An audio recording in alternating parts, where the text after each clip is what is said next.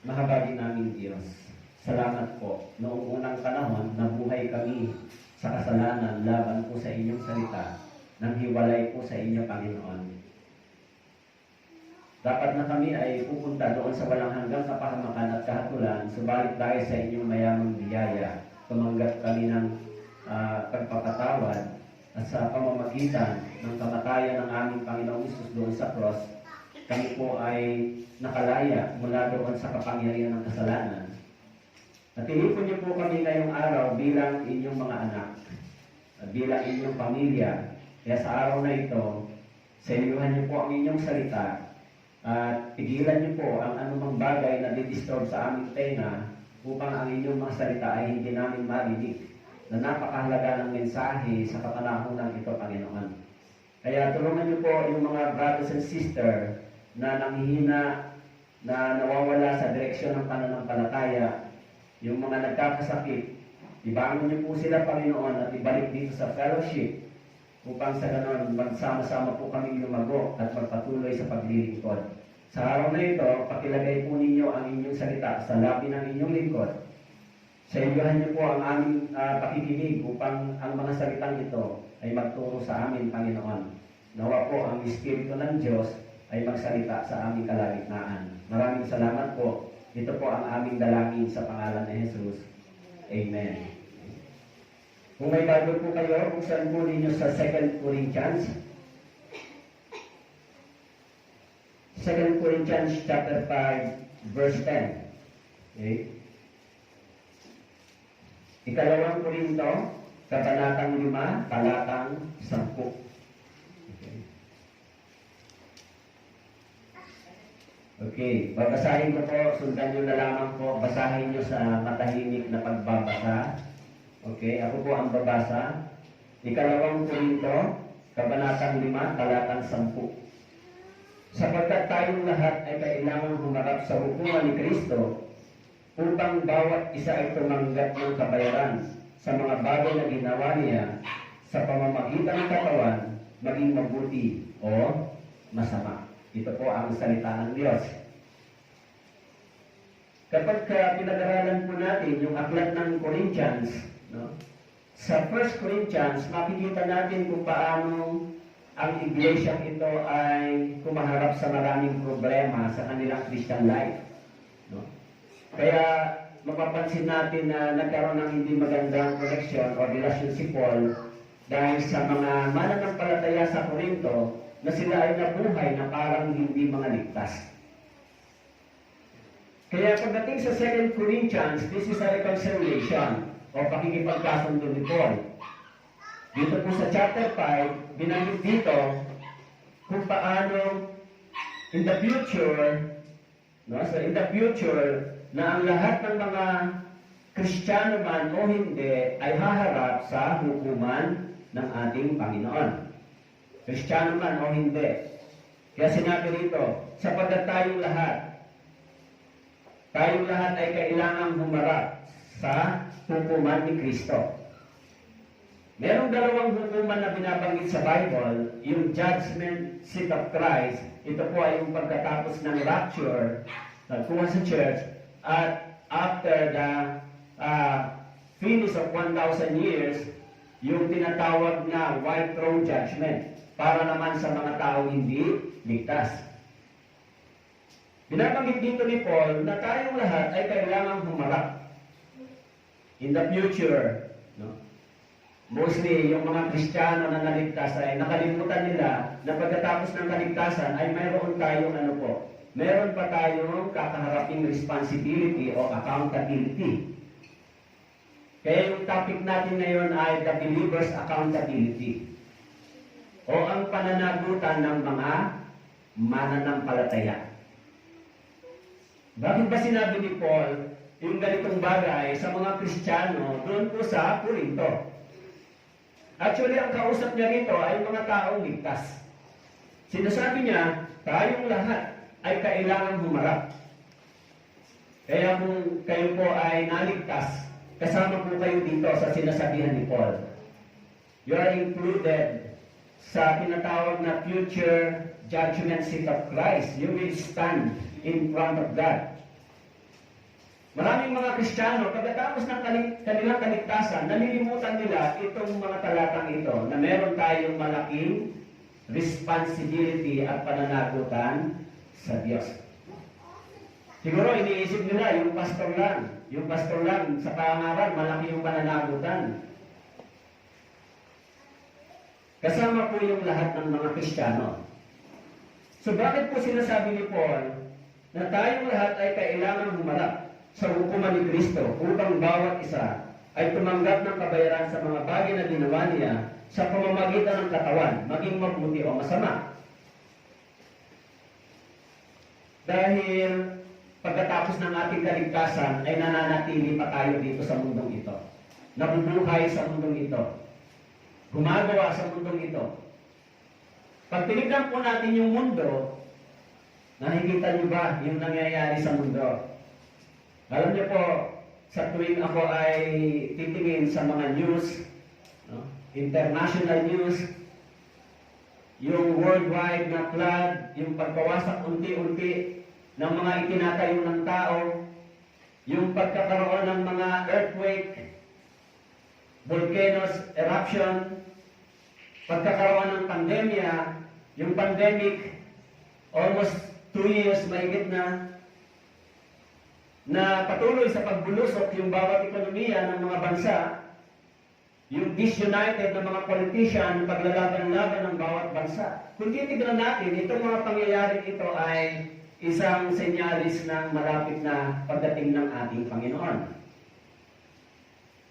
Anong pag-asa ang tinitignan natin sa mundong ito? Nabubuhay tayo sa mundong ito para saan? Yung mga taong ligtas. Kaya sinabi ni Paul dito, tayong lahat ay kailangang humarap sa hukuman. Actually, this verse pointed the truly believers, the truly saved person.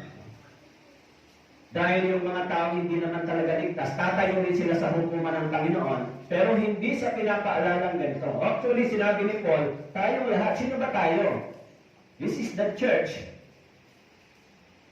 Pag mapapansin po natin doon sa verse 1, bakit sinasabi ni Paul kung bakit tayong lahat, binabanggit sapagkat nalalaman namin na kung mawasak ang aming tolda sa lupa, mayroon kaming isang gusaling mula sa Diyos, bahay na hindi gawa ng mga kamay, walang hanggan sa sangkalangitan. So, if we talk about the judgment seat of Christ in the future, this is 100% sure. Bakit po?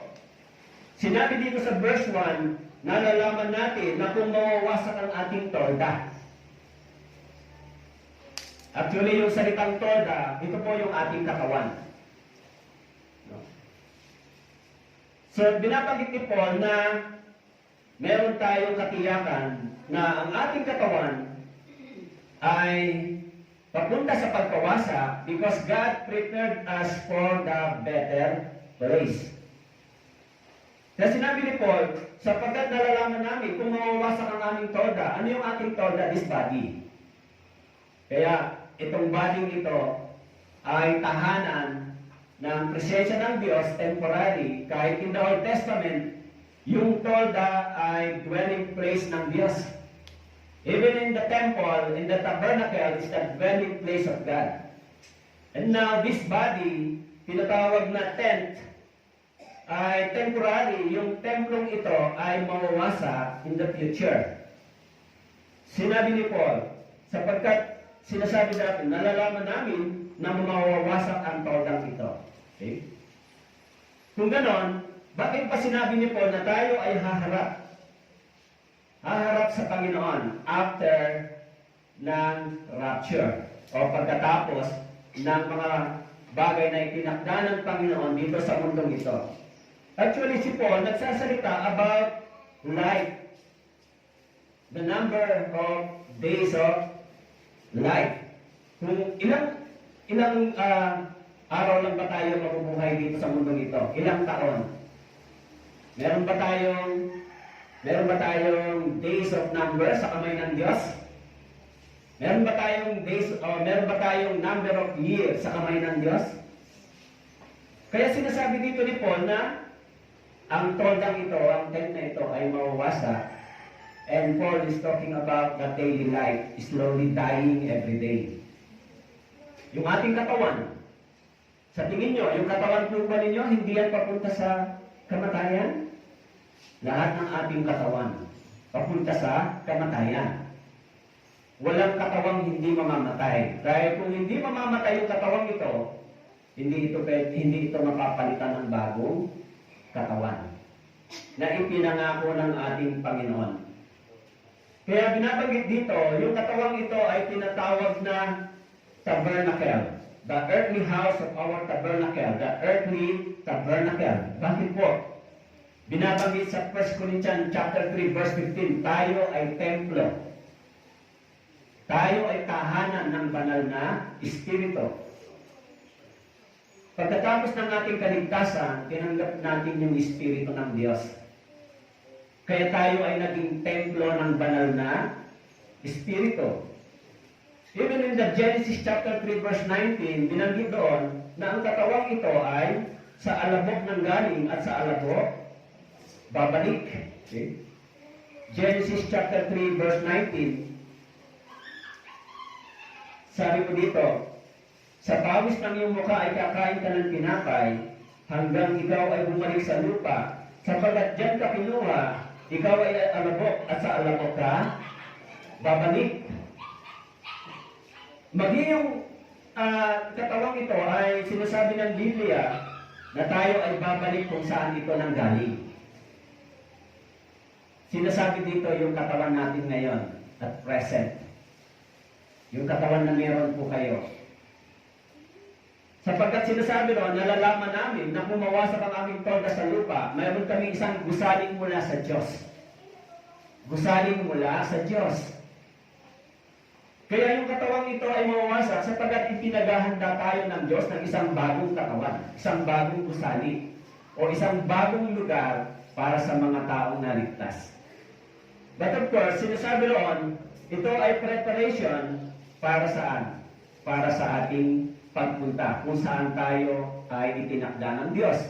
Kaya yung mga taong nagsasabing ligtas, sinabi po dito sa Biblia, tayong lahat ay kailangang humarap sa hukuman ni Kristo. Iniisip niyo ba ito? Iniisip niyo ba pagkatapos ng kaligtasan niyo na kayo ay haharap sa Diyos? Iniisip niyo ba kung ano ang inyong ginagawa pagkatapos ng inyong kaligtasan? Ano yung inyong priority? Ano yung inyong ginagawa? Actually, yung ating katawan ay nasa ilalim ng pagkawasak. Itong katawang ito. Kaya sinasabi dito, 100% yung sinasabi ng Biblia na tayo ay tatayo sa harapan ng Panginoon. Hindi itong body. No? Hindi itong body ito. After death. Di ba? After death. Kaya sinasabi ko doon, isang gusaling mula sa Diyos na hindi gawa ng mga kamay. Verse 1, bahay na hindi gawa ng mga kamay, walang hanggan sa kalangitan. In verse 1. Okay? Kaya doon po sa Job chapter 4 verse 19, Job chapter 4 verse 19,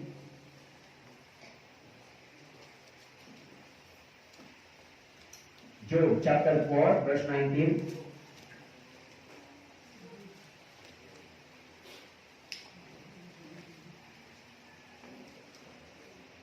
Job chapter 4 verse 19, gaano pa kaya silang tumatahan sa mga bahay na putik na ang pundasyon ay nasa alabok na napipisang gaya ng damo-damo? Gaano pa kaya silang tumatahan sa mga bahay na putik na ang pundasyon ay nasa alabok? Tahanang nasa putik. Kaya sinabi ni Job, gaano pa kaya tayong tumatahan? In 1 Corinthians chapter 15, verse 46 to 48, 1 Corinthians chapter 15, 1 Corinthians chapter 15.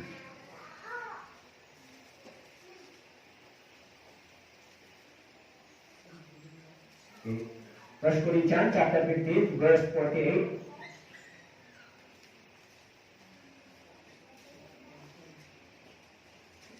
Verse 47, hanggang 49. Ang unang tao ay mula sa lupa, isang tao mula sa alabok. Ang ikalawang tao ay mula sa langit. Kung ano ang taong mula sa alabok, gayon din silang mula sa alabok. Kung ano ang taong mula sa langit, ay gayon din silang makalangit. Kung paanong taglay natin ang larawan ng taong mula sa alabok, tataglayin din natin ang larawan ng taong makalangit. Yung unang pagkalikha sa atin ay mula sa alabok. Ginawa tayo mula sa alabok. Subalit yung ikalawang pagkalikha sa atin ay hindi po galing sa alabok, kung hindi galing sa makalangit na gawain ng Diyos. Kaya binabanggit dito, yung unang katawan ay mula sa alabok. Ang unang tao ay mula sa lupa. Ang ikalawang tao ay mula sa langit. Ito po ay si Jesus Christ. Okay? Si Adan ay unang tao galing sa lupa. Subalit, yung ikalawang tao ay mula sa langit. Ito po ay si Jesus Christ. Tayo rin, yung unang ating katawan ay galing sa alabok. Tayo ay nagmula sa alabok. Subalit, yung ikalawang paggawa sa atin ay sa pamamagitan ng makalangit na gawa ng ating Panginoon. Kaya sa pamamagitan ng gawa ng ating Panginoon, tayo ay nagkaroon ng bagong katawang espiritu. Nagkaroon tayo ng kaligtasan, binigyan tayo ng buhay, kaya binanggit diyan na unang tao ay nagmula sa alabok. Kung ganon, yung alabok na ito ay mawawasak at pagdating ng panahon, ito rin po ay lilisan. Haharap sa Diyos. Kaya doon po sa verse 2, ang sabi ko doon, sapagkat dito kami ay dumaraing na nasasabik, mabilisan ang aming makalangit na tahanan. 1 Corinthians o 2 Corinthians chapter 5 verse 2. Sapagkat dito kami ay dumaraing, habang tayo ay naghihintay sa makalangit na pagkatawag at makalangit na paglipat sa tunay na tahanan ng Diyos, sinasabi dito, tayo ay dumaraing at nasasabik na mabihisan ng aming makalangit na tahanan. Alam niyo po, si Paul, iniisip niya, siya po ay dumanas ng matinding kapigatian sa mundong ito. Kaya sinasabi niya na dumaraing yung ating katawan at nagnanais na lumipat sa panibagong buhay. Okay? Maging doon sa Romans chapter 8 verse 23. Romans chapter 8 verse 23.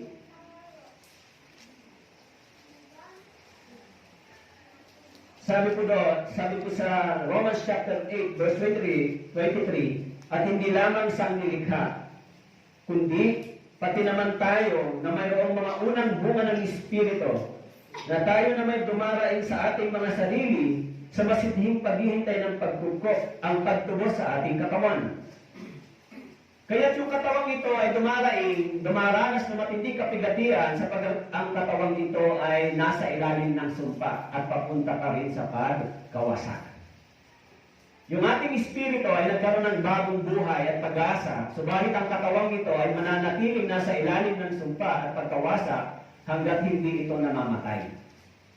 Subalit kung ang katawang ito ay mamatay, ito ay magkakaroon ng bagong katawan na ipinangako ng Diyos sa atin.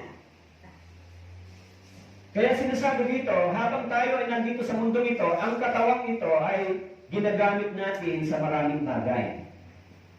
Yung mga ligtas, saan natin ginagamit yung ating katawan? Diba? Tayo ba ay nag-uubos lang ng panahon para sa mundong ito? O tayo ba ay nag-iisip ano pang bagay ang dapat nating gawin para sa Diyos bago tayo humarap? Sabagat sinasabi po, habang tayo ay nananatili sa mundong ito, yung ating body ay dumaranas ng matinding kahirapan. Daraan sa maraming kapigatian, nagkakaroon ng karamdaman, hanggang sa bumalik sa lupa. Subalit pagkatapos nitong mamatay, ito ay magkakaroon ng panibagong katawan. Nakasulat po yun sa Biblia. Kahit tayo po ay naligtas na, dumaraan pa tayo sa maraming kahirapan, pagsasakripisyo. Kaya nga sinasabi ng Biblia na dapat pagkatapos nating maligtas, gamitin natin ang ating katawan para sa ikaluluwalhati ng Diyos. Magkaiba yung dati nating pamumuhay at yung panibago nating pangkasalukuyang pamumuhay. Magkaiba. Yung focus, yung desire, ay nagkaroon ng changes. Sinabi dito, tayo ay dumaraing habang inihintay natin ang pagtubos sa ating katawan. Tapos na yung pagtubos sa kaluluwa, inihintay natin yung pagtubos sa ating katawan. At yung pagtubos sa ating katawan, kapag dumating na ang Panginoon, yung lahat ng mga natulog, yung lahat ng mga naunang namatay na Kristiyano ay natulog, yung kanilang katawan sa lupa ay muling babangon, at yung kanilang mga katawan ay magkakaroon ng bagong katawan na nilikha ng Diyos o isang makalangit na katawan. Okay? Kaya sinasabi po rito, habang tayo ay dumaraan sa matinding kahirapan. In verse 19, binanggit ko dito, chapter 8 ng Roma, verse 19, sapagkat ang masidhing inaasam ng sangnilikha ay ang inaasam paghahayag ng mga anak ng Diyos. Ang masidhing inaasam ng sangnilikha, mas dinanais ba ni Paul mabuhay ng matagal sa mundong ito? Mas dinanais ba ni Paul na manahan ng matagal sa mundong ito? Hindi po. Ang ninanais ni Paul ay mabuhay at lumipat sa buhay na inihanda ng Diyos para sa kanya. Okay? Kaya, kung titignan natin ang itsura ng mundong ito, habang tayo ay namumuhay sa mundong ito, mga brothers and sisters, huwag kayong matulog sa espiritual na paningin. Tignan ninyo kung ano ang nangyayari sa mundong ito at tignan ninyo kung ano ang sinasabi ng Biblia. Maraming tao abalang-abala sa mundong ito, pero kung titignan mo, yung mundong ito ay papunta na saan? Sa matinding pagkawasak at kahirapan. Ano ang kahirapan ng mga Kristiyano? Yung kahirapan dapat natin, yung gawain ang paggawa para sa Diyos. Kaya kahit ako minsan iniisip ko, maraming tao na umaasa, sinasabi nila na matatapos na sana ang pandemyang ito. Pero hindi pa natatapos, meron ng kasunod. So iniisip ko, sa tingin ko ang pandemyang ito ay hindi na matatapos.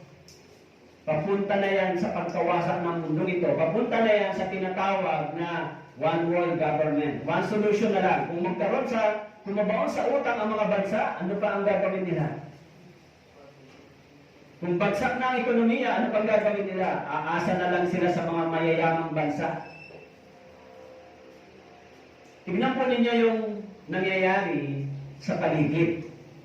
Nung nakaraan, nagkaroon po ng lindol, di ba? Actually, kami rin naramdaman namin yung lindol dahil mas malapit sa amin, dahil yung divider namin ay salamin, medyo doon ako nag-worry. Baka mapasag.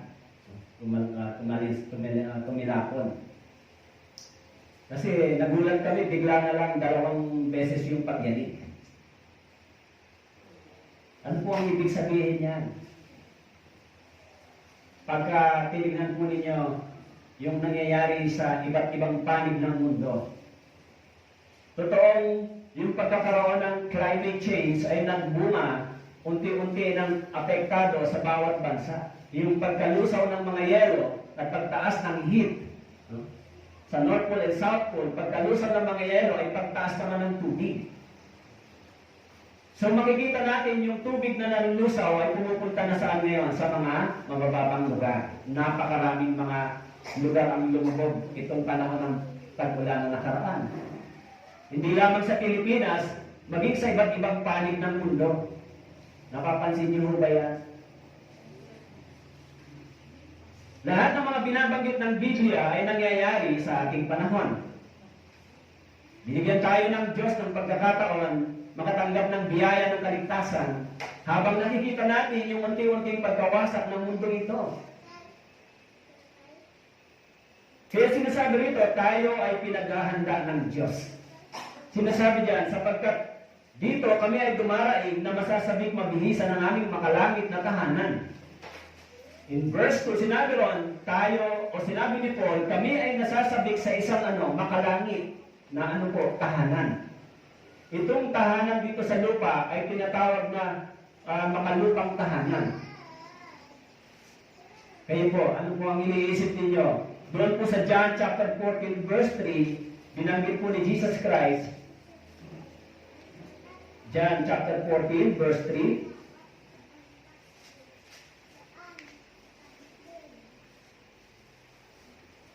Huwag mabagabag ang inyong puso. Sumampalataya kayo sa Diyos. Sumampalataya rin naman kayo sa akin. Sa bahay ng aking ama ay maraming tahanan. Kung hindi gayon, sasabihin ko ba sa inyo na ako'y paparoon upang ihanda ko ang lugar para sa inyo? At kung ako'y pumunta roon at maihanda ko ang isang lugar para sa inyo, ako'y babalik at kayo tatanggapin ko sa aking sarili upang kung saan ako naroon, kayo rin ay naroon. Ang sabi po rito, sa bahay ng aking ama ay maraming tahanan. Sa bahay ng aking ama. Sa bahay ng aking ama. Maraming tahanan. Kung hindi gayon, sasabihin ko ba sa inyo na ako'y paparoon upang ihanda ko ang lugar para sa inyo? Kung ako'y pumunta roon at maihanda ko ang isang lugar para sa inyo, ako'y babalik. Take note yung sinabi rito. Ipinaghanda tayo ng Diyos ng tahanan sa langit. Ipinaghanda. Pero ang mga tao, ang isip nila, ang paghahanda lang nilang tahanan ay dito sa lupa. Nakapokus sila dito. Hindi sila naghahanda para sa tahanan sa kabilang buhay. Siguro yung mga taong iniisip natin na matatanda na sila, dapat na silang maghanda sa pag-alis sa mundong ito. Mga senior citizen na. Pero iniisip nila, sila lang ang dapat maghanda para sa pagharap sa Diyos. Sila lang yung dapat na maghanda para umuwi sa tahanang inihanda ng Diyos. Kung ganun po ang ating iniisip, nagkakamali po tayo. Alam niyo po, yung kamatayan ay wala pong pinipiling edad. Hindi natin alam kung ano yung mangyayari bukas. Minsan, biglang dumarating yung maraming kalamidad, bigla na lang, ninanakaw yung buhay. Kaya mga Kristiyano, yung biyaya ng Diyos kahit papaano, tayo ay iniingatan ng Diyos. Iniingatan tayo sa pandemyang ito, sa mga kalamidad na ito. Pero kung ang ating katawan ay gagamitin natin para pa sa purpose ng layunin o para pa sa layunin ng sanlibutan ito, babawiin na lang ng Diyos yung ating katawan. Kaya sinabi ko doon sa Bible na luwalhatiin ninyo ang Diyos sa pamamagitan ng inyong katawan. Dahil bakit po? Sapagkat yung katawang ito ay binili. Pagkatapos ng ating kaligtasan, yung katawang ito ay hindi na para sa layunin ng sanlibutan ito. Para na sa layunin ng Diyos. Kaya sinasabi dito ni Paul, kami ay dumaraing at nasasabik. Alam ng mga taong may pananampalataya na sila ay aalis dito sa mundo ito. Alam ng mga Kristiyano na sila ay pupunta sa tahanan ng ating Panginoon. Subalit, hindi sila aware, hindi sila naghahanda para pumasok sa lugar na ito. Ano ang kanilang kaabalahan sa mundong ito? Abala pa tayo sa mga bagay sa mundong ito? Doon po sa 2 Corinthians chapter 5 verse 3, sabi po, upang mabihisan na niyon ay hindi kami matagpo ang hubad. Sapagat habang kami ay nasa toldang ito, kami ay dumaraing na nabibigatan. Hindi sa nais namin maging hubad, kundi nais namin kami mabihisan pa upang ang may kamatayan ay manukin ng buhay. Alam niyo po, sinasabi ko rito, hinahanap ni Paul, ninanais ni Paul yung bagong tahanan na kanyang pupuntahan. Sinasabi ko rito, upang mabihisan na nila, hindi kami matagpo ang hubad. Ano po ang ibig sabihin? Darating ang panahon, tayo po ay bibigyan ng Diyos ng tinatawag na niluwalhating katawan o tinatawag na glorified body. And this is the longing of Paul. Sinasabi niya dito, kami ay mayroong katawang hubad. Subalit darating ang panahon, ang katawang ito ay bibihisan ng isang makalangit na katawan. Kaya sinasabi ni Paul, sapagkat habang kami ay nasa tordang ito, sa katawang ito, kami ay dumaraing na bibigatan.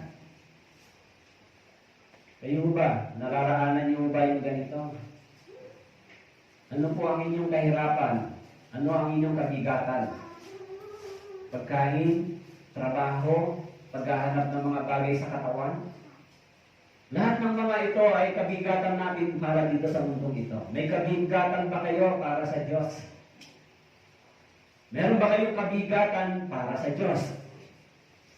Nababagabag ba kayo para sa Diyos? O nababagabag lang kayo para sa kailangan ng inyong katawan? Alam niyo po, lilipas yung lahat ng kailangan natin sa ating katawan. Pero yung tungkulin ng ating kaligtasan o yung tungkulin natin pagkatapos ng ating kaligtasan ay hindi po ito pwedeng palagpasin ng Diyos.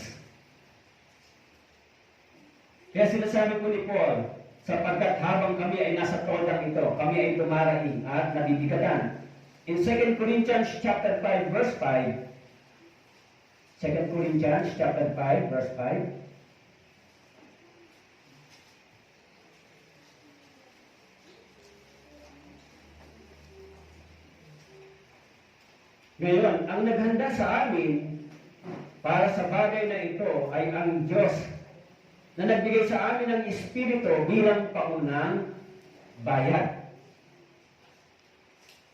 Ang naghanda sa amin para sa bagay na ito. Actually, sinabi niya rito, sapagkat tayong lahat ay kailangang humarap sa hukuman ni Kristo. So, ibig sabihin, inihahanda tayo ng Diyos para dito.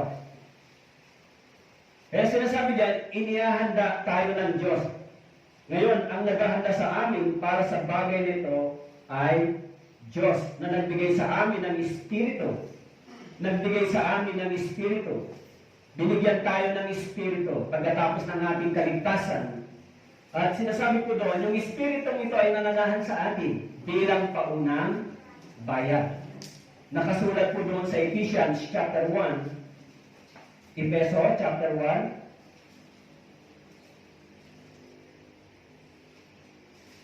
Ephesians chapter 1 verse 13 to 14, sa Kanya, kayo rin naman na nakarinig ng salita ng katotohanan, ang ebanghelyo ng inyong kaligtasan, at kayo na sumampalataya sa Kanya ay tinatakan ng ipinangakong Espiritu Santo. Siya ang katibayan ng ating mana hanggang sa ikatutubos ng pag-aari, sa ikapupuri ng Kanyang kaluwalhatian. Sa Kanya, kayo rin naman na nakarinig ng salita ng katotohanan, ang ebanghelyo ng inyong kaligtasan, na sumampalataya sa Kanya ay tinatakan.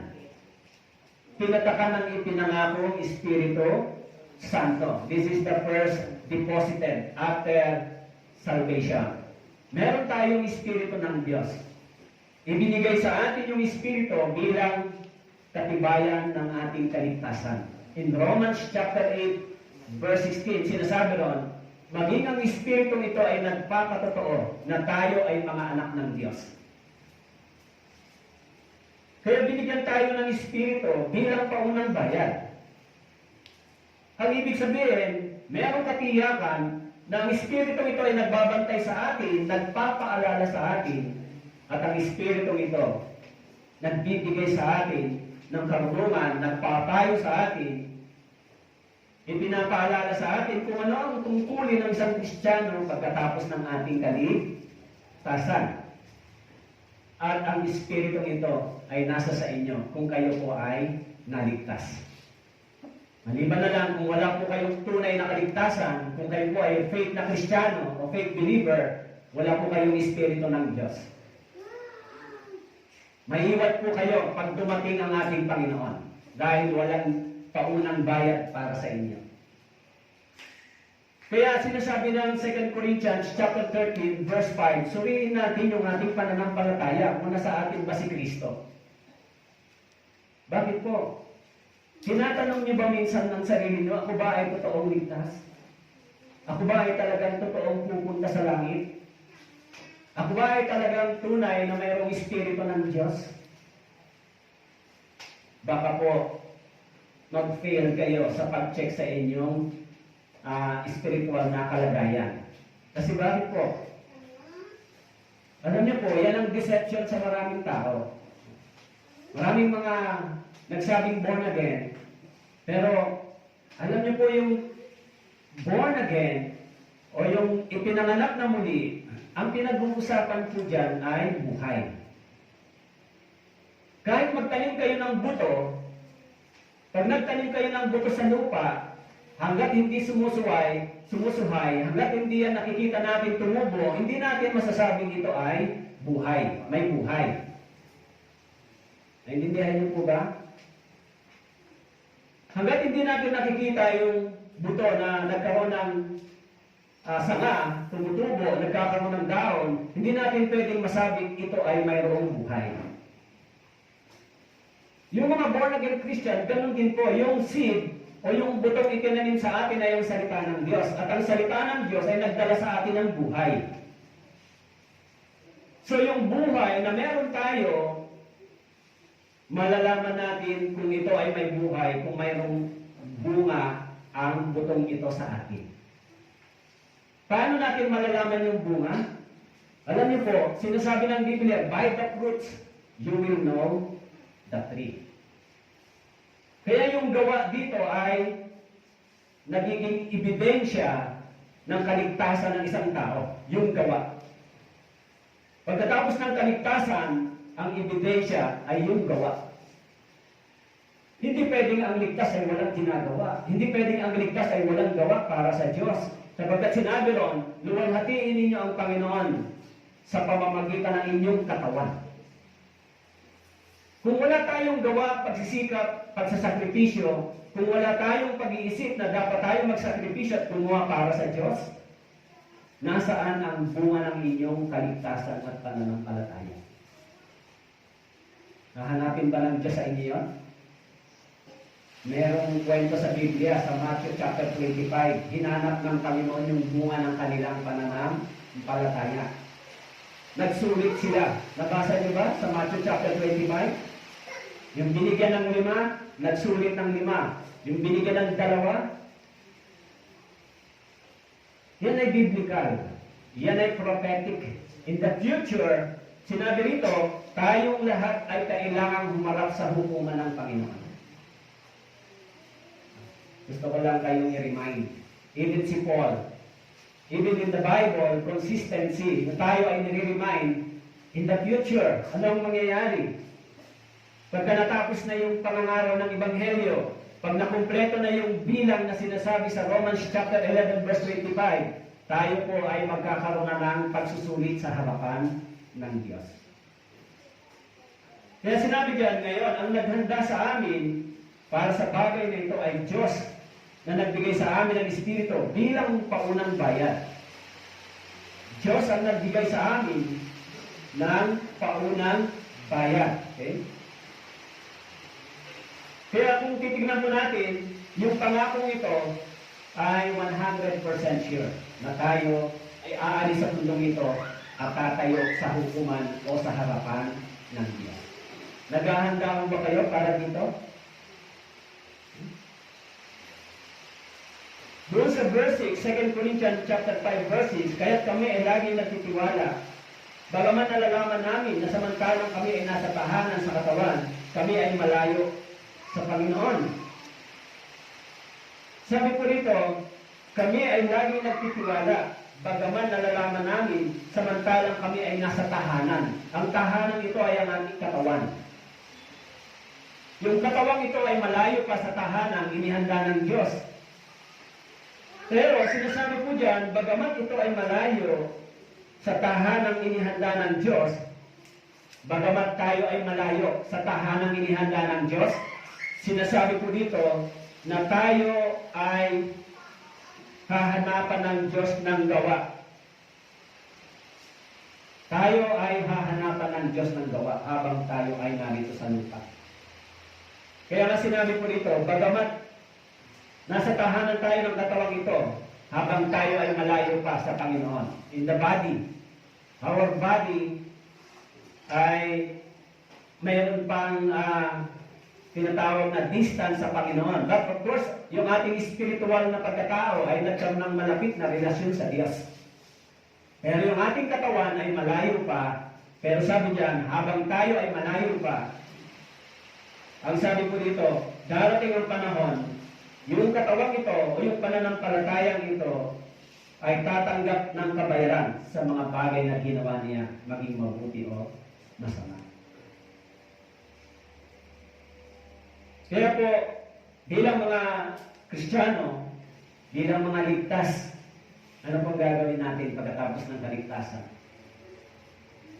Sa 1 Corinthians chapter 6 verse 20,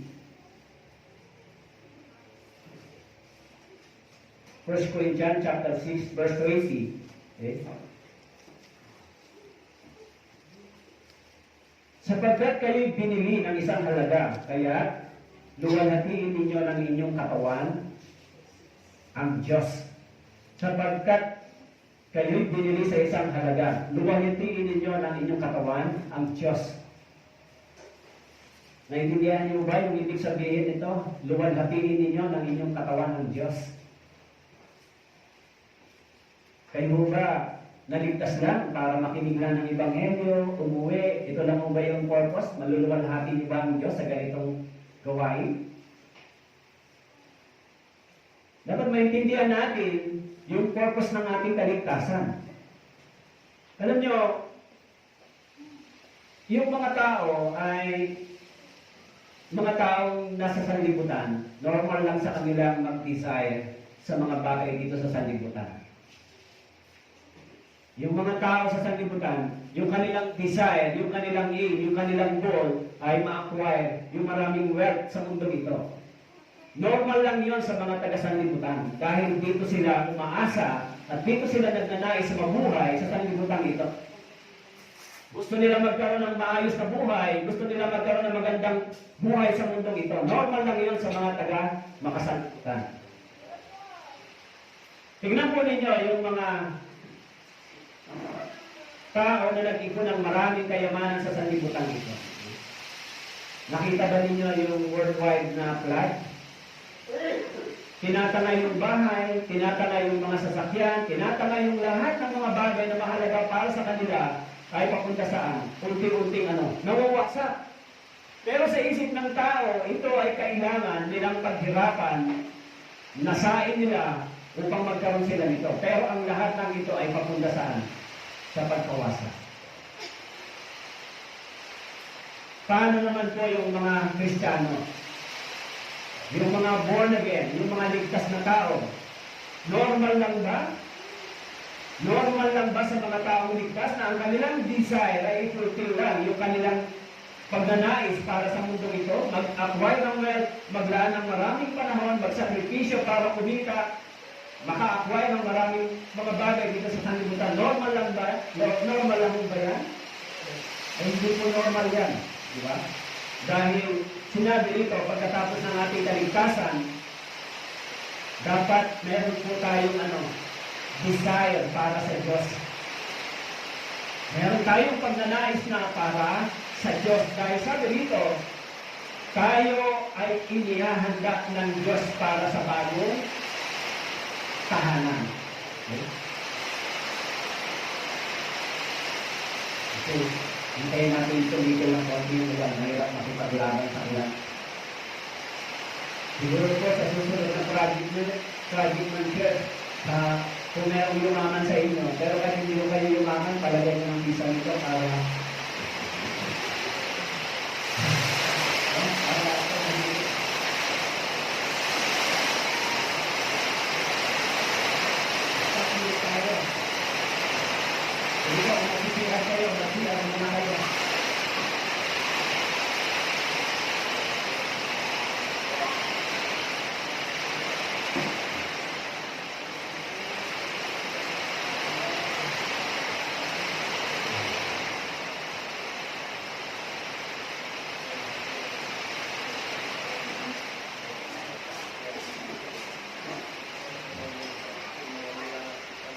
di po, habang malakas ang ulan. Kaya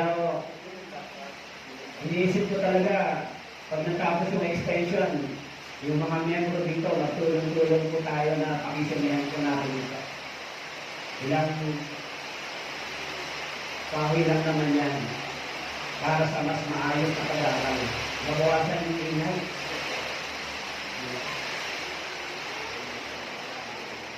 Yung susunod kong project sa inyo na, ito po ay sa missionary. Yung susunod po ay sa mga church member na. Itong visa niyo po. Okay, so tuloy na tayo. So nasa na tayo? Nasa verse 6 na po tayo. 2 Corinthians chapter 5, verse 6. Sabi ko ito, kaya kami lagi nagtitiwala, bagaman nalalaman namin, na samantalang kami ay nasa tahanan sa katawan, kami ay malayo sa Panginoon. Okay. In verse 7,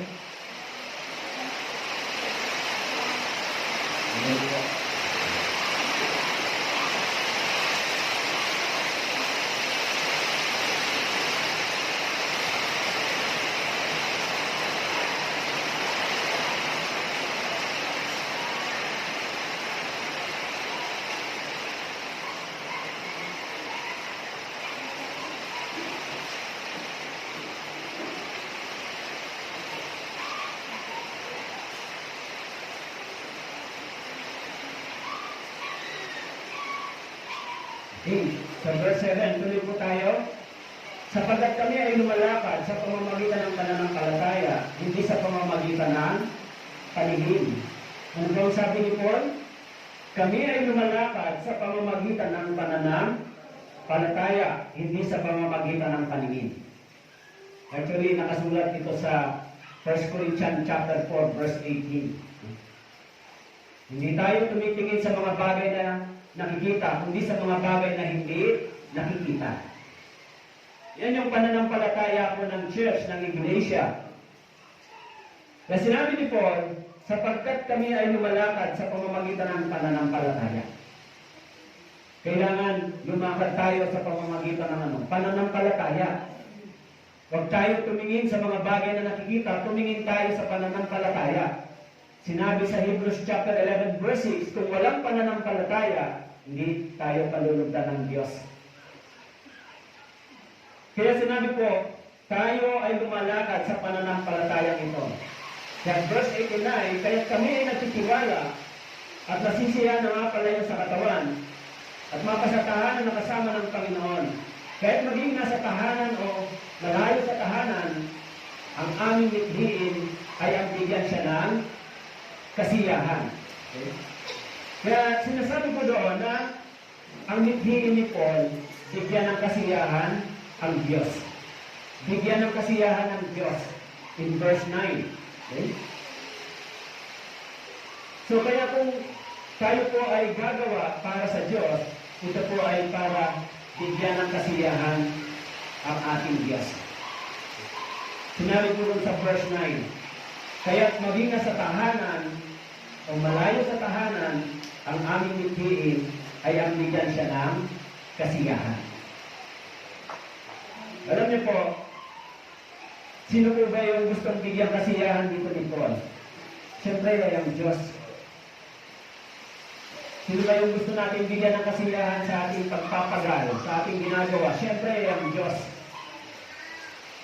Kung tayo po ay nagsasakripisyo para sa church, kung tayo po ay nagsasakripisyo para sa Diyos, siyempre ito ay nagbibigay ng kasiyahan para sa Diyos.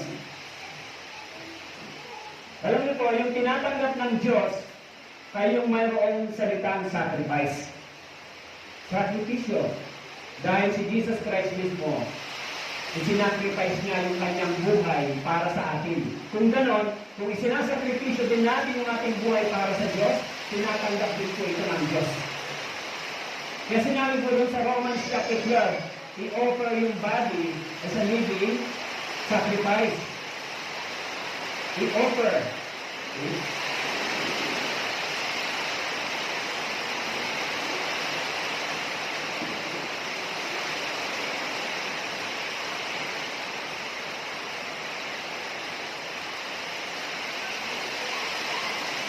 So kaya ho yung salitang i-offer, ito po ay voluntary. Voluntary din natin gagawin. Okay?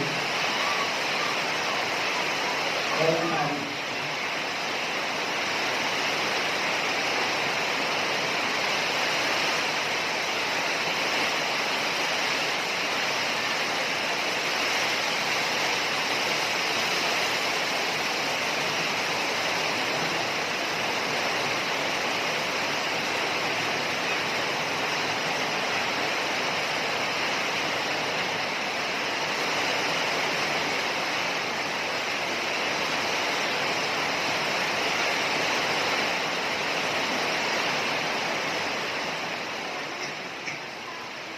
Okay, putol-putol tayo. Okay po, kaya dito po sa church, literally, kung tayo man po ay gagawa para sa Panginoon, dapat siya ay voluntary din natin ginagawa. Hindi tayo napipilitan. Huwag po kayong gumawa ng hindi po kayo nagagalak sa Panginoon. Kung gagawa kayo sa Diyos na marami kayong inihingi, iniisip, huwag po kayong gumawa. Kasi yung paggawa sa Diyos ay voluntary bilang sinasabi nga doon sa awit 116 verse 12, ano ba ang maigaganti ko sa lahat ng kabutihan ng Diyos sa akin? Bagamat hindi natin kayang gantihan ang Diyos, subalit gagawa tayo ng abot ng ating makakaya voluntarily para sa Diyos. Kaya itong gawang ito ay tinatanggap ng Diyos. Magsakripisyo para sa Panginoon ay tinatanggap ng Diyos. Kung hindi po kayo marunong mag-sacrifice para sa Diyos, kung hindi po kayo natuto mag-obey at mag-sacrifice para sa Diyos, hindi po kayo tatanggapin ng Diyos yung ganitong gawa. Kaya ho, yung mga Kristiyano, sila lang po ang meron yan. Pinag-aralan natin yung huling last session tungkol sa giving. Kaya yung babaeng balo, ibinigay niya yung natitira sa kanya dahil nagustuhan o nanugod ang Diyos sa kanya sapagkat isinakripisyo niya yung natitirang para sa kanya. Kaya mga Kristiyano, tatanggapin ba ng Diyos yung katwiran natin? Panginoon, mabibigyan na lang ako, huwag mo na lang akong abalahin pa na magsakripisyo para sa iyo. Hindi po yung tinatanggap ng Diyos na katwiran. Dahil lahat ng bagay na meron tayo ay sa Kanya po ito. Siya ang may-ari. Yung puso natin para sa Panginoon ay mahalaga. Pagsasakripisyo ay mahalaga. Kaya dito po sa main verse, sa verse 10, sabi po rito, sapagkat tayong lahat ay kailangang humarap sa hukuman ni Kristo upang bawat isa ay tumanggap ng kabayaran sa mga bagay na ginawa niya sa pamamagitan ng katawan, maging mabuti o masama. Habang minimeditate ko ang verse na ito, iniisip ko na ang taong nagsasakripisyo at naghahanda para sa Diyos ay walang pagkatalo. Walang lugi. Walang lugi. Dahil sabi diyan, tumatanggap ng kabayaran sa mga bagay na kanilang ginagawa. Kaya yung mga tao nagsasakripisyo, nagbibigay para sa Diyos, gumagawa para sa Diyos, meron mo bang kabayaran ito? Meron po dito nakasulat. So paano tayo magkakaroon ng ganitong reward? Alam niyo po, yung mga Kristiyano, nalimutan nila na pagkatapos ng kanilang kaligtasan, ipinangako ng Diyos yung reward. Meron mo bang reward na nakasulat sa Biblia? Ha? May reward ba? Pero ano po yung unang-unang problema ng tao? Binabanggit dito sa talatang verse 10, sapagkat tayong lahat ay kailangang humarap sa hukuman ni Kristo upang bawat isa ay tumanggap ng kabayaran sa mga bagay na ginawa niya sa pamamagitan ng katawan, maging mabuti o masama. Ano po yung unang-unang problem ng tao? Dito, napansin ko, anong unang-unang kulang? Focus. Saan tayo nakafocus? Alam niyo po, yung tao may dalawang focus. Makalangit at makalupa. Tama ko? Isang makalangit na bagay at isang makalupang bagay. Yung focus ng mga Kristiyano. Kaya sinasabi ng Biblia in Matthew chapter 6, verse 31, huwag kayong mabalisa na magsasabing ano ang aming kakainin, ano ang aming inumin, ano ang aming isusuot. Sa Matthew chapter 6, verse 32, sapagkat hinahanap ng mga hintil ang lahat ng mga bagay na ito at batid ng inyong Ama sa langit na kailangan ninyo ang lahat ng mga bagay na ito. In verse 33, ano po yung priority muna dito? Una, hanapin muna ninyo ang kaharian ng at ang kanyang katwiran. At ang lahat ng mga bagay nito ay pawang idadagdag sa inyo. Yung focus ng buhay Kristiyano ay unahin munang hanapin yung kalooban ng Diyos bago yung sarili nating kagustuhan at kalooban. Kasi sinasabi diyan, tayong lahat ay kailangang humarap sa hukuman in the future. Ano yung focus natin pagkatapos ng ating kaligtasan? Maraming Kristiyano ang focus nila, lagi na lang nakafocus sa kanilang sariling katawan. Problema, alam niyo po, pag dito kayo lagi nakatingin, pag ang pananampalataya niyo ay hindi lumago, pag kayo po ay kinakain ng sistemang ito, lagi na lang kayong may problema, lagi na lang kayo nakatingin sa ganito, yung pananampalataya po ninyo ay hindi yung magtatrabaho. Yung focus po ninyo ay lagi na lamang nandito sa lupa. Kung titignan po natin, yung mundong ito ay papunta na sa pagkawasak. Naaral natin sa Biblia na ang mundong ito, habang ganito ang kalagayan, pasama ng pasama, papalapit naman ang papalapit ang pagdating ng ating Panginoon. So ano yung focus natin sa ating Christian life? Ang focus lang natin, hanapin yung lahat ng mga bagay para sa ating katawan. Kaya sinabi dun sa Ephesians chapter 4, verse 17, sinasabi ko ito't pinatotohanan sa Panginoon, na kayo hindi na dapat lumakad na gaya ng lakad ng mga hintil sa kawalang saysay ng kanilang mga pag-iisip. Alam niyo po, yung mga hintil, ang iniisip lang nila, yung mga bagay dito sa lupa. Iniisip lang nila yung mga bagay na para sa kanilang katawan dito sa lupa. Kung tutuusin, yung mga Kristiyano, kailangan pa ba natin na ito lang ang iisipin natin para lang dito sa lupa?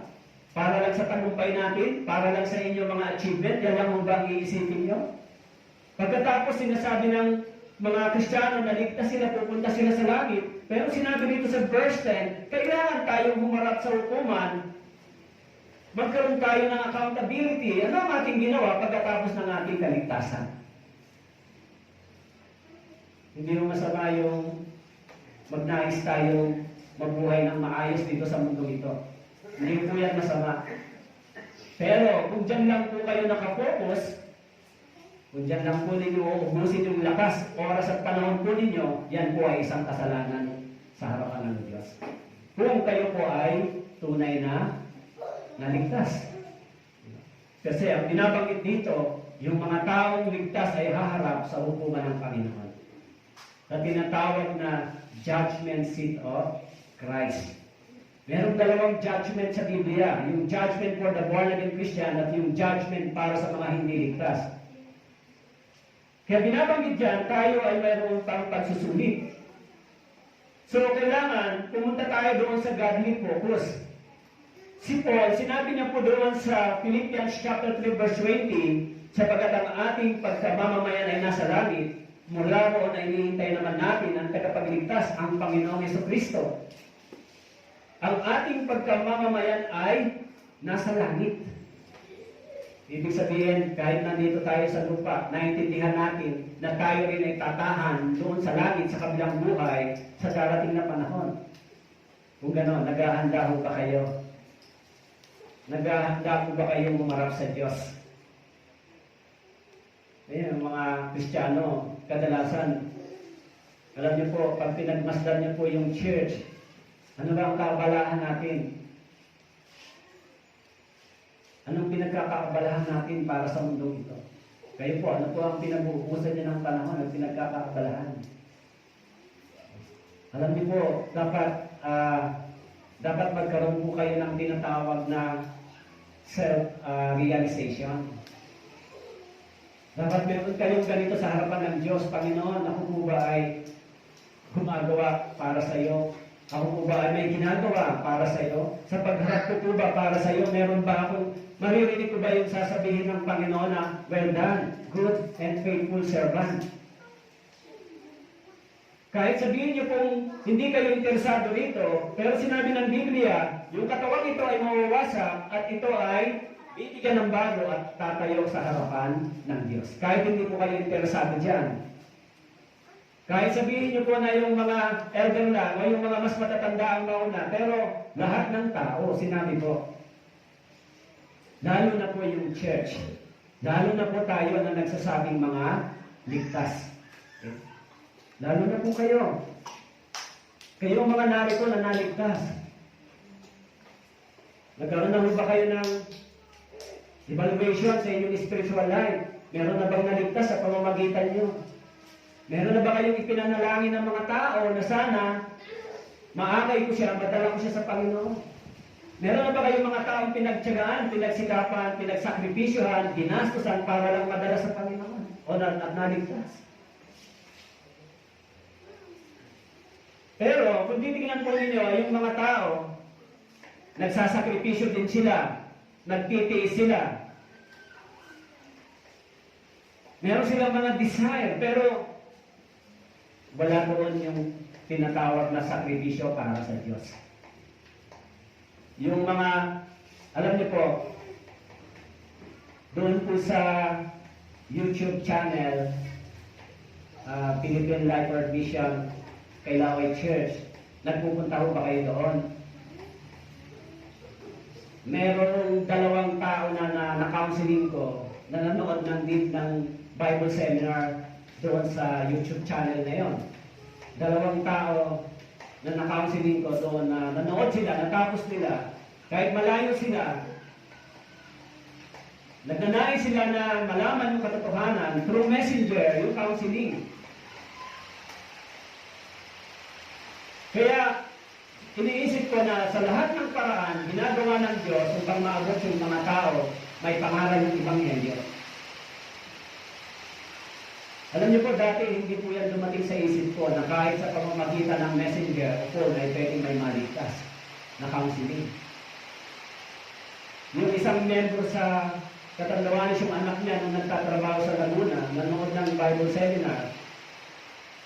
So, nagsabi siya, pwede bang magpa-counseling? So, nasa Laguna siya, nasa Catanduanes ako. Sabi ko, sige, tinawagan ko siya through phone. Yung counseling, question and answer. Doon, naunawaan niya yung Ebanghelyo. At nung nakaraan, Tuesday yata yun, mayroong isa naman na counseling ko sa messenger. Natapos niya yung Bible seminar, naintindihan naman niya yung kaligtasan niya, at ngayon nagpapatuloy siya nakikinig doon ng mga sermon. Kaya yung sermon na ito ina-upload ko para sila manonood dito. Tignan po ninyo yung proseso ng pangangaral ng Ebanghelyo.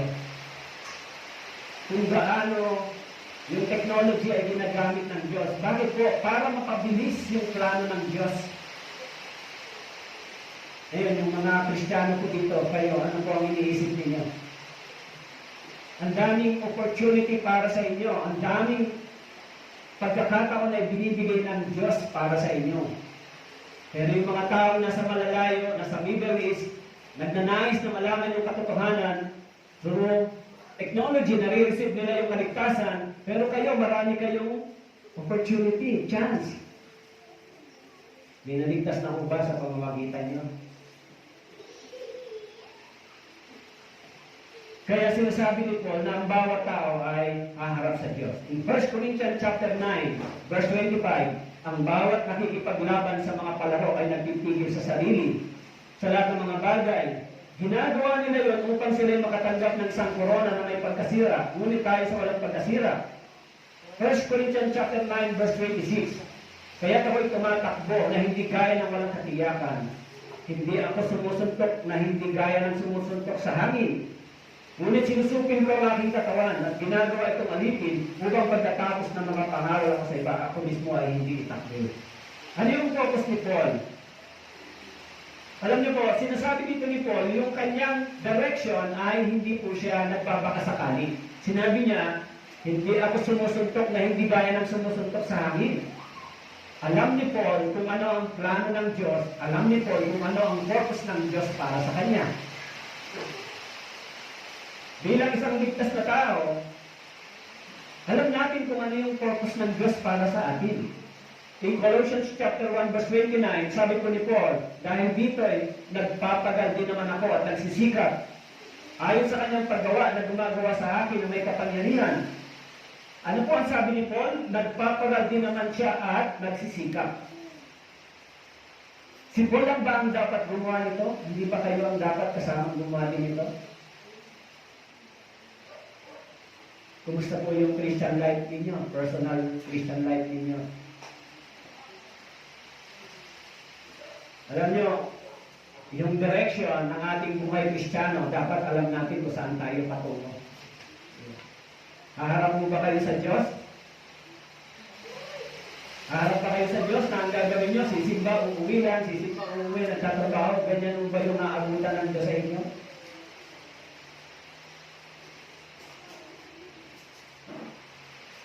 Paano yung mga family? Paano yung mga mahal sa buhay? Meron ba kayong desire para sa mga family members ninyo, sa friends? Kayo ba may pagsasakripisyo para sa kanila?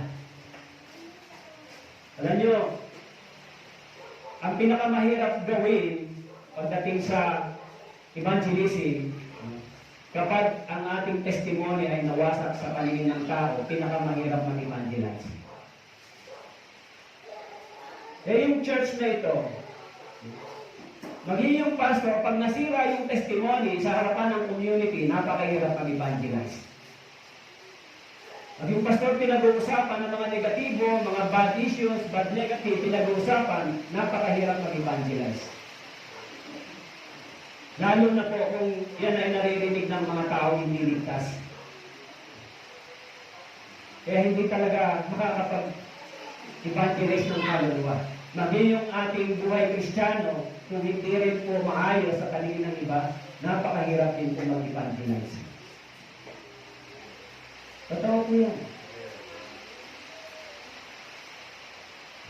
Gusto ko lang kayong dalhin dito sa verse na ito, sa verse 10. Ano ba yung sinasabi ni Paul? Tayong lahat ay kailangang humarap. Tama po? Kailangan, it is required. Kahit sabihin nyo hindi kayo interesado, ay lang yan. Pero sabi diyan, kailangan tayong humarap. Kailangan po tayong humarap. Hindi pa sa ngayon. Pero darating ang panahon, haharap po tayo kayo sa Diyos. Pinag-iisipan nyo ba yung bagay na ito? Alam nyo, kahit ako minsan, iniisip ko na kailangan pagandaan din yung pagharap sa Diyos. Bakit po? Alam nyo po, sa totoo lang, yung mga tao, tignan mo ninyo, pagdating sa flood, yung baha, natatakot ba yung mga tao sa baha? Pagdating sa lindol, natakot po ba yung mga tao sa lindol?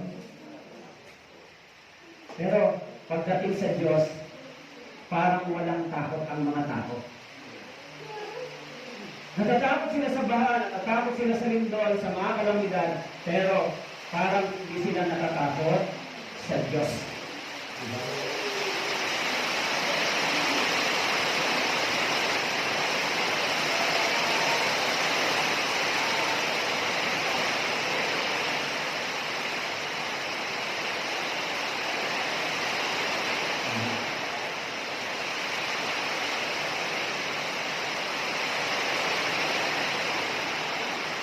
Okay, Colossians chapter 3, verse 2.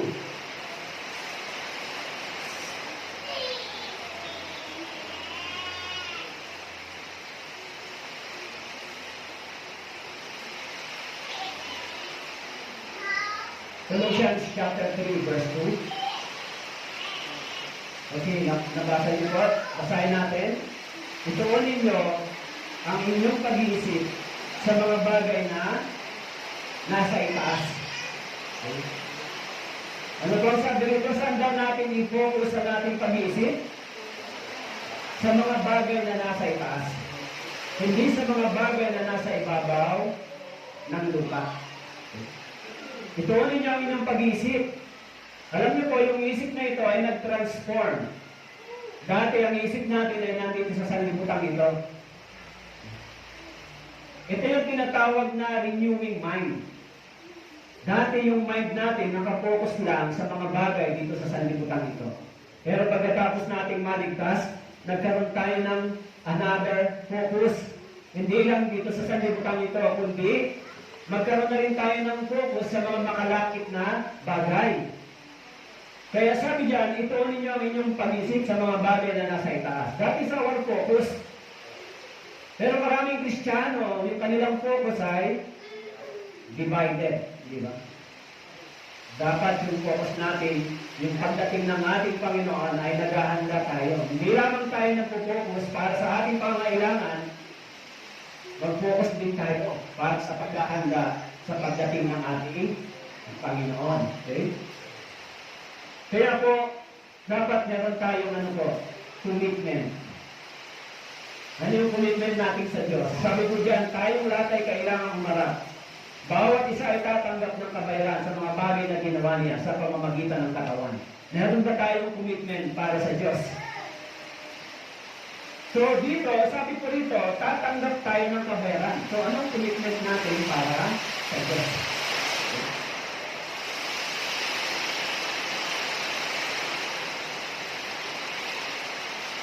Sa Acts chapter 20, verse 24. Acts chapter 20, verse 24. Okay, basahin natin.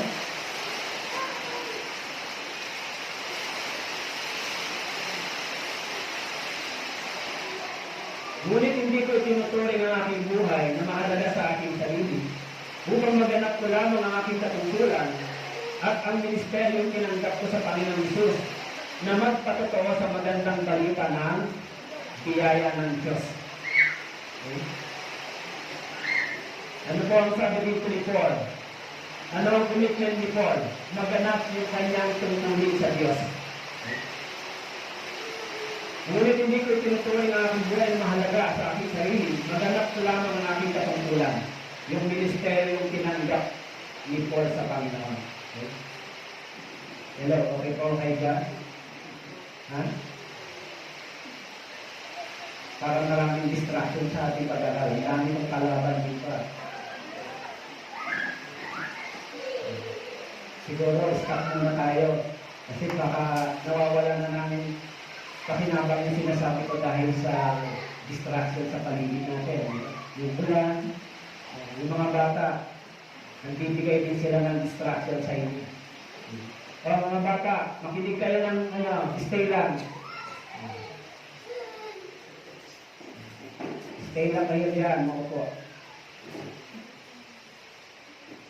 So, kasi sayang yung pag-aaral ng salita ng Diyos, hindi ba?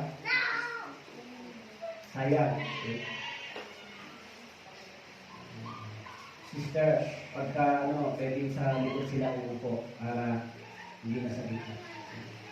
Sige po, mag-closing prayer tayo. Closing prayer. Mapagpalang Diyos, maraming salamat po sa inyong salita.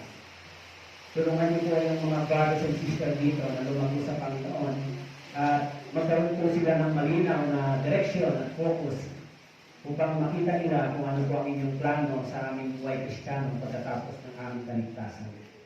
Nawa po Panginoon sa pamamagitan ng aming fellowship ay patuloy na lumago ang iglesia nito at tumatas. Maraming salamat po. Ito po ang aming dalangin sa pangalan ni Jesus. Amen. Okay.